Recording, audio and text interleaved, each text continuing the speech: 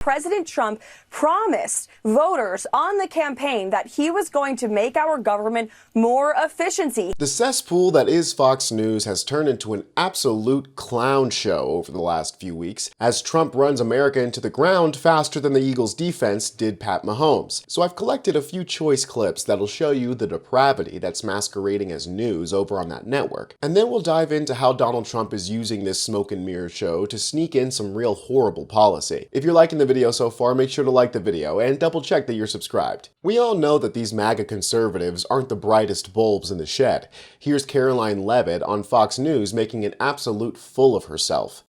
Clearly, the Democrats learned nothing from their devastating defeat on November 5th, because this is exactly what the American people voted for. President Trump campaigned alongside Elon Musk, and President Trump promised voters on the campaign that he was going to make our government more efficient. He came up with the idea of Doge, and he's going to make our government more efficiency? He's going to make America efficiency again there, Caroline? I'm starting to think that they don't even know what these words mean. Because I would call a government that has to halt funding and therefore shut down critical systems not efficiency.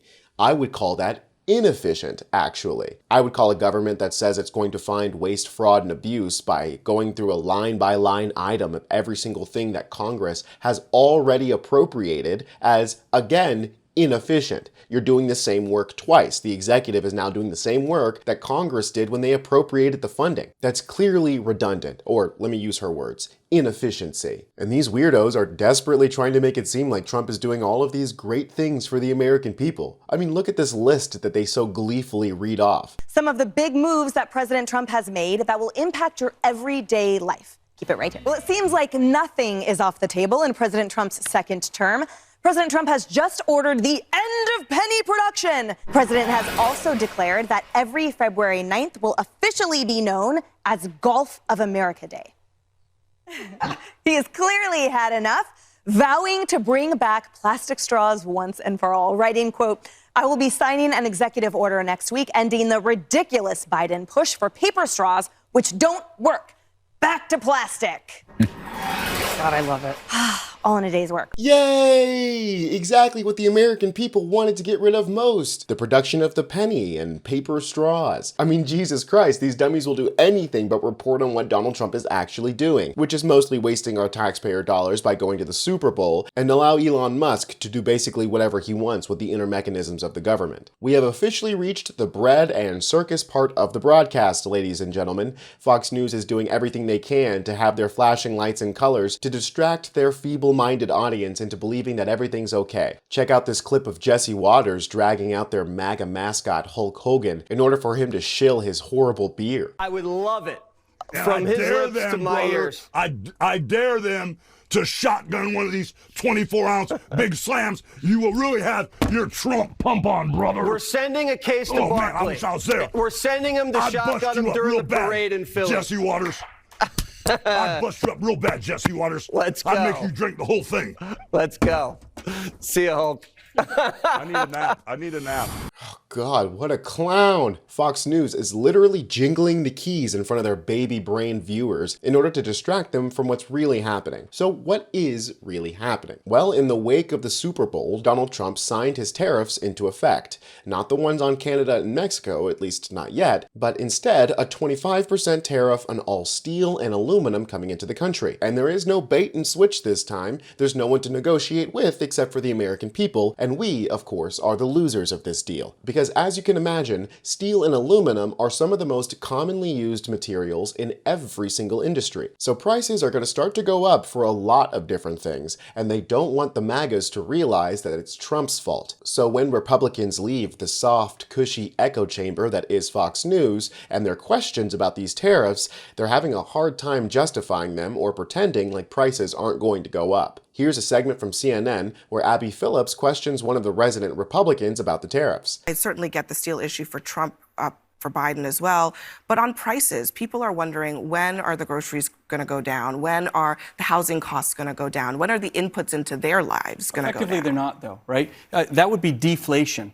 When we say price is going to, it means they finally stabilize at about a 1% inflation. If you had everything go down 10%, that might sound great, but that means we have a massive economic crisis in the country, right? Exactly. So when we talk about price stabilization, we want it to get back to about 1%, which is kind of where you want things to be. The other issue is people don't realize the amount of inflation that is regulatory driven, which Trump is really driving on. So you're going to see tariffs come in hard and fast. They're painful a little bit. That's why he's doing them quick and early to hopefully get through it. Negotiate some better long-term deals overseas, and then he can pull back on them. At the same time, get rid of all this regulation and bureaucracy and red tape, specifically on energy, right? An elderly family or a low-income family has to turn on that light switch and pay these massive energy subsidies because of regulation as much as anybody else. That's where we can see some I would say, deflation on the energy side. But you don't want every product in America going down in price. It sounds good, but it would be an economic disaster. Oh, so prices aren't going to go down. There is no prices going down. So what was all of this about Trump lowering the prices? Here's Peter Navarro, who used to work for Trump, also having a hard time justifying these tariffs. There's a J.P. Morgan Chase report that estimated the average American household cost was $600 per year. What do you say to Americans who are watching right now if the price of goods rise because of these tariffs? Let's remind everybody watching that when we put on the steel and aluminum tariffs in 2018, we did not have inflation. We had price stability and we had prosperity. Prices did go up on some goods, though. Yeah. They did go up on some goods, according to what I see right now from Goldman Sachs, bedding, furniture, laundry equipment.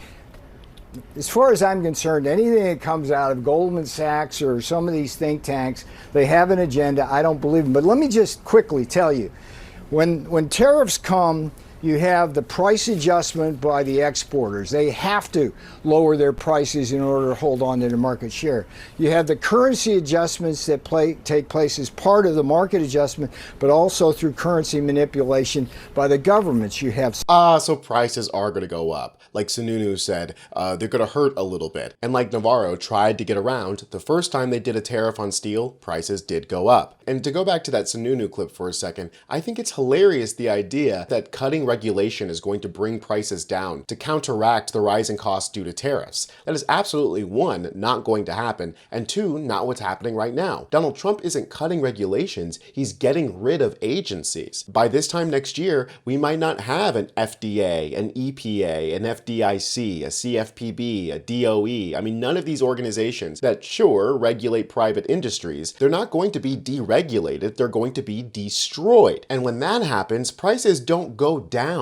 You don't see deflation, you see rampant corruption, theft, abuse, and fraud. Not to mention the human and ecological disasters that are going to happen due to companies just running loose with absolutely no law enforcement. It's not deregulation, it's lawlessness. And this condescending, oh, well, you don't want prices, you don't want everything to go down in America, that's actually called deflation, and that actually would lead to economic crisis. Yeah, and you know what also leads to economic crisis? Random tariffs that are not strategic, not helpful, and will be bore on the backs of the American people who are already struggling and mostly living paycheck to paycheck. This move by Trump is not only idiotic, it's unstrategic. Here's Richard Haas on MSNBC explaining why this isn't exactly a good idea. It will save some jobs in this country, or maybe even create a few, in the steel and aluminum industries.